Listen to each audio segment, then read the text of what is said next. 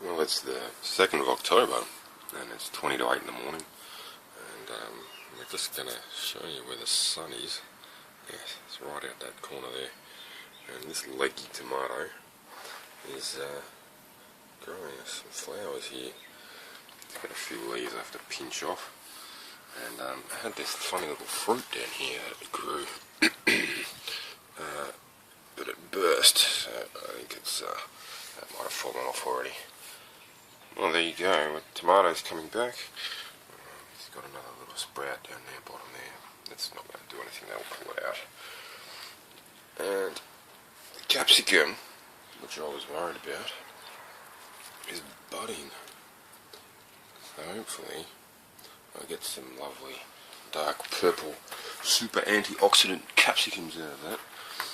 I use this little pressure bottle for doing seeds up until they're a certain size, but it's quite gentle. You can adjust it as well so that it's not so gentle if you want. Nasturtiums are coming up, and we have a pea, sweet pea. I just had some homegrown peas the other night in a lovely risotto. I had a vegan risotto. Marigolds, all from seed. They're all coming up. They'll be transplanted soon. Then we've got coriander, that's this row. Then kale, purple curly kale. And this one is sage. And then we've got zooks, which also have to be transplanted. And onions, they seem to be growing pretty slow. German Johnsons, still no action. I'm wondering if the seeds that I've got are a bit old and they're mostly dying or dormant. And then we have some silver beet, that's Ford Hook, that's the variety. And then we've got chickpeas, which will be transplanted today, I'm thinking. And we've got some tomatoes, so we've got tomato, and then tomato, the really big ones. So they're doing very well. I don't know why they're so much larger than the others. And some more there. And then we've got some more capsicums. And we've got that tiny little sprout. And another pretty small little sprout coming up there. And they really need, figured out, they really need the soil temperature to be quite warm. So that's why that's took a while. And lazy housewife beans. I don't think they've gone too well. I wonder if the beans just got mouldy. Looks like it. Yeah, the beans just got mouldy in there, so it might have been too wet. Oh, sorry, that was probably out of camera shot. Yes, I think that's the bean. It's just no good. And this one, you see the grass in it. That's from my son's kindergarten.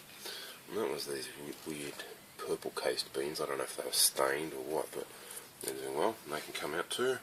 And a few mortgage lifters. I haven't had any mortgage lifter fruit out of all the seeds I've grown so far, because I don't think the greenhouse is a good spot and not enough sun. So the idea is to raise them up and harden them and move them out to our front bed, which gets a lot more sun, but it's still too cold.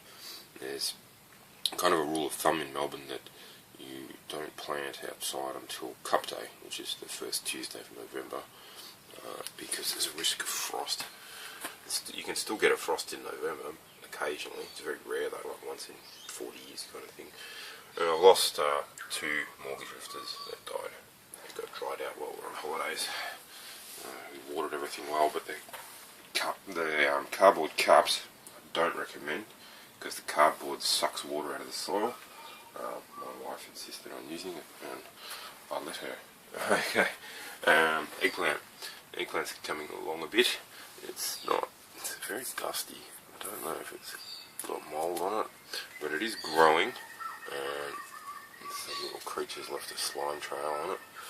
And this bed I conditioned with sea salt, which is a seaweed emulsion. And over here, the onion's still going. I don't know if it's ready. It's probably a bit longer yet. And there's my little German Johnson seedling, which is probably alive and it's still pretty springy. It's not not super springy, but I just can't tell if it's dead or not. Maybe it is. It's still got all the hairs on the stem, which to me says that it's alive, so well, I'll just keep on keeping on with that one and see if it comes good or not. I'm just going to pop outside to the little veggie bed. And there's a pretty impressive tree collard. That's just high, about as high as my arm. And, those leaves are big. I do not have small hands, just you know, compared to a standard house brick. That's a standard house brick. Yeah, there you go, that's the leaf. It's a pretty big leaf. Unfortunately, the cat's getting underneath it and using it as a toilet, so they've thrown some citrus peel in there. Apparently that deters them. She doesn't seem to have added any deposits to it overnight.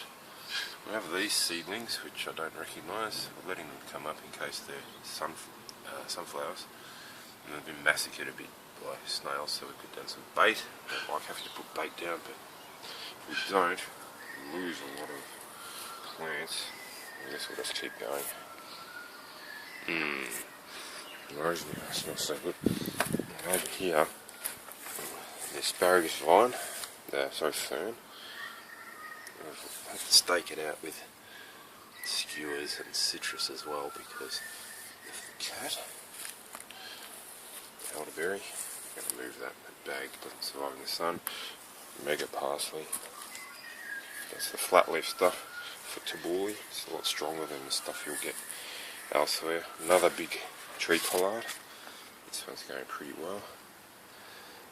And curly leaf, a couple of volunteers. And there goes some corellas. And then we've got grape. Oh, I forgot my grape over here. This one, that's my, I think that's my Grenache, black Grenache. And that's the Muscat Gordo, that one there. And some more curly leaf parsley, so we're just bolting to seed. So I'll give that a trim shortly. Yeah, I hope your growing's going on. Next time.